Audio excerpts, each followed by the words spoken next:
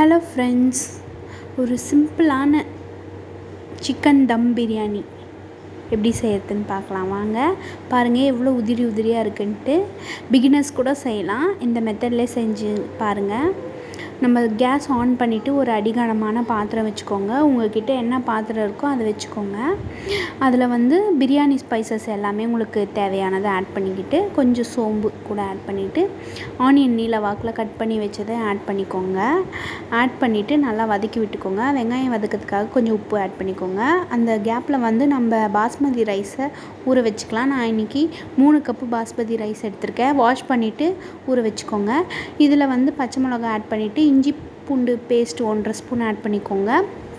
நல்லா கலந்து விட்டுட்டு, தக்காளி பழமாக ஒரு 3 தக்காளி ஆட் பண்ணிக்கோங்க. நல்லா வதக்கி விட்டுக்கோங்க. வதக்கி விட்டுட்டு தக்காளி வெங்காயம் நல்லாவே வதங்கட்டும். பாருங்கள், இந்த அளவுக்கு வதங்கணும். அதனால் மூடி வச்சு கொஞ்சம் கொஞ்சமாக கிளறி விட்டு வதக்கிக்கோங்க. இப்போ இந்த டைமில் நம்ம சிக்கன் ஆட் பண்ணிக்கலாம். கழுவி வச்ச சிக்கனு. அளவுலாம் இல்லைங்க, நான் இத்தனை பேர்னால் அப்படியே செஞ்சுருவேன்.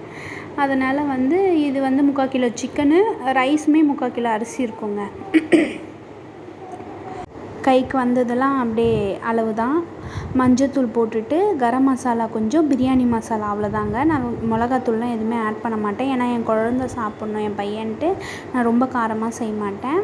இதெல்லாம் மசாலா போட்டுட்டு, உங்களுக்கு தேவைன்னா காரம் போட்டுக்கோங்க. அப்படியே சிக்கன் நல்லா பெரட்டி விட்டுட்டு, ஒரு கைப்பிடி புதினா, ஒரு கைப்பிடி கொத்தமல்லி ஆட் பண்ணிக்கோங்க வாஷ் பண்ணிவிட்டு.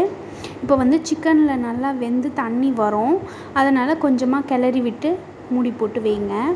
அதுக்கப்புறமேட்டுக்கா நம்ம பாஸ்மதி ரைஸ்னால் 1 டம்ளர் அரிசிக்கு 1.5 பங்கு தண்ணி ஊற்றுவோம். அதில் ஃபஸ்ட்டு 1 பங்கு தண்ணி இப்போ ஊற்றி சிக்கன் நல்லா வேக வச்சுப்போம். பாருங்கள், இந்த அளவுக்கு கொஞ்சம் ஒரு ½ பாயிலுக்கு மேலே கொஞ்சம் வேகணும். அப்போ தான், ஏன்னா நம்ம தம் தான் போட போகிறோம்.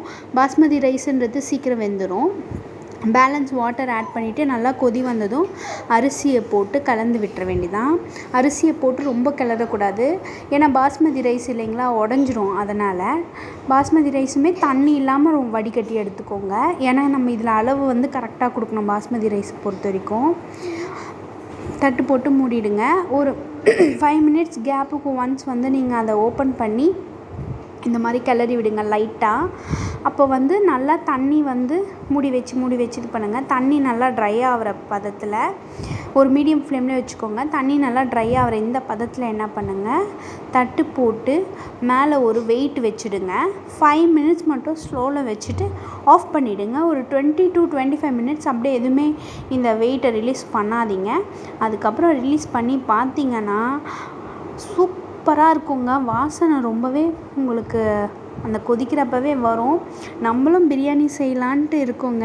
ஓகேங்க, ட்ரை பண்ணி பார்த்துட்டு கமெண்ட் பண்ணுங்கள், சப்ஸ்கிரைப் பண்ணுங்கள்.